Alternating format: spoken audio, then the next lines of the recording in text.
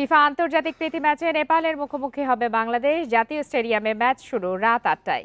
১৮ November Asian cup বাছাইয়ে ভারতের বিপক্ষে মর্যাদার লড়াই। তার আগে নেপালের সঙ্গে প্রীতি ম্যাচ প্রস্তুতির সুযোগ। সেই সাথে কম্বিনেশন ও পরিকল্পনা ঠিক করতে চান কোচ কাবরেরা। হামজা চৌধুরী খেলবেন শুরু থেকে, তবে ভ্রমণ ক্লান্তির কারণে শোভিত সোমকে পুরো সময় মাঠে দেখা যাবে না। জাতীয় দলে অভিষেক হতে পারে কিউবা মিচেলের। কিছুদিন আগে হামজা শোভিতকে ছাড়া নেপাল সফরে দুটি প্রীতি ম্যাচ খেলতে যায় বাংলাদেশ। সেখানে প্রথম ম্যাচ ড্র হয়। দেশটিতে সংকটময় পরিস্থিতিতে পরের ম্যাচ বাতিল হয়।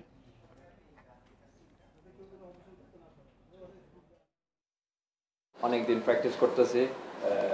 মেইন গোল হচ্ছে ইন্ডিয়া, কিন্তু কালকে নেপালের সাথে খেলা, সো এখানে মানে এটা জিততে হবে বেসিক্যালি, কারণ আমি চাই একটা উইনিং মেন্টালিটি। আমরা লাস্ট ফিউ ম্যাচেস ইট ওয়াজ ক্লোজ, কিন্তু we have to have that winning mentality, so it will start from tomorrow.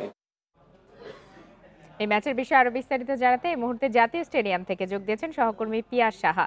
পিয়াস সাহা, এই ম্যাচ নিয়ে তো দর্শকদের আগ্রহ তুঙ্গে। আমরা যতদূর জানি যে সমস্ত টিকিট আগে থেকেই বিক্রি হয়ে গেছে।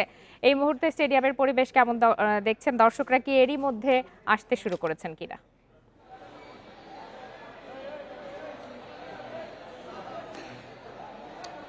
আসলে আর মিনিট 10-এর মধ্যে এই যে স্টেডিয়ামের গেটগুলো রয়েছে, স্টেডিয়ামের চার টিকিট বন্ধ হয়ে যাবে।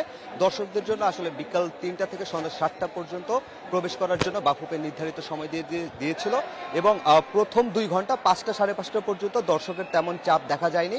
আর লাস্ট 1.5 ঘন্টা যাবৎ 5:30টার পর থেকে কিন্তু আসলে প্রত্যেকটা গেটের সামনেই যে দর্শকরা রয়েছেন তারা এসে ভিড় করেছেন এবং আমার পেছনে যে গেটটি রয়েছে সেখানে কিন্তু এখনো 2 থেকে 3 হাজার মানুষ বাইরে অবস্থান করছেন।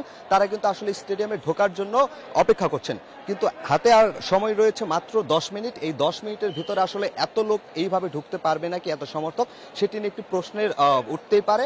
আর সবসময় দেখা যায় আসলে শেষ মুহূর্তে যখন গেট বন্ধ হয়ে যায় একটি বিশৃঙ্খলতা তৈরি হয়, সেটিরও কিন্তু সম্ভাবনা রয়েছে। সবকিছু মিলিয়ে নেপালের এত বড় প্রতিপক্ষ না হলেও বাংলাদেশের দলে যেহেতু হামজা, সমিত, কিউবা, ফাহমিদুলের মতো, জায়নের মতো প্লেয়াররা রয়েছে, নেপালের বিপক্ষে ম্যাচটাও কিন্তু এখন বাংলাদেশের ফুটবল সমর্থকদের কাছে আকর্ষণীয় হয়ে গেছে। সবকিছু মিলিয়ে আসলে মাঠে যে একসময় দর্শক আসতো না, বিগত ম্যাচগুলোতে আমরা দেখেছি দর্শক উপস্থিতি বেড়েছে এবং গ্যালারি ফুল থাকতো। সেই ম্যাচের চিত্র কিন্তু এই ম্যাচেও দেখা যাচ্ছে। আপনি যেমনটি বলেছেন, বাফুফেও দাবি করেছে তাদের সব টিকিট বিক্রি হয়ে গেছে। তারা শুধু ক্লাব হাউস এবং সাধারণ গ্যালারির টিকিট ছেড়েছিল এবার। তারা দাবি করেছে যে সব টিকিট বিক্রি হয়ে গেছে। এখন পুরো ম্যাচ শুরুর আগে আসলে বোঝা যাবে গ্যালারি দেখে আসলে কতটুকু সমর্থক মাঠে প্রবেশ করেন। পিয়া সাহা, হামজা চৌধুরী শুরু থেকেই খেলবেন বলে জানা গেছে। কিউবা মিচেলের খেলারও একটা সম্ভাবনা রয়েছে। একাদশ নিয়ে কি ধরনের ধারণা পাচ্ছেন?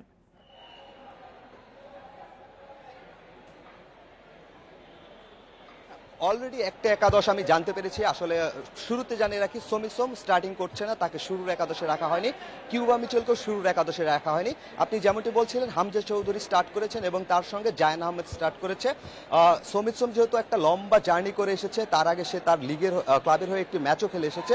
সবকিছু মিলে কোচ আগের দিনে আভাস দিয়েছিল প্রেস কনফারেন্সে তাকে হয়তো ভেবে চিনতে শুরুর একাদশে রাখবেন, কিন্তু দিন শেষে তাকে শুরুর একাদশে রাখেনি। তার কারণ এই ভ্রমণ ক্লান্তি হবে, আর একটি মাত্র অনুশীলন সেশন করেছে। সমিত সোমকে হয়তো আমরা সেকেন্ড হাফে দেখতে পারবো। আর আমি যেটি জানতে পেরেছি, কিউবা মিচেলের আজকে অভিষেক হয়ে যাবে, এতটুকু আমি মোটামুটি নিশ্চিত। তারপরেও যেহেতু কোচ হাবিয়ার কাবরেরা সিদ্ধান্ত নেবেন, তার উপরেই কিন্তু আসলে নির্ভর করছে কিউবা মিচেলের লাল সবুজ জার্সিতে অভিষেকটা হয় নাকি। কিউবা মিচেলেরও এই বাংলাদেশ ম্যাচে খেলার সম্ভাবনা রয়েছে, এমনটি আমি অনেকের সাথে কথা বলে জানতে পেরেছি। পিয়া সাহা, আপনাকে ধন্যবাদ।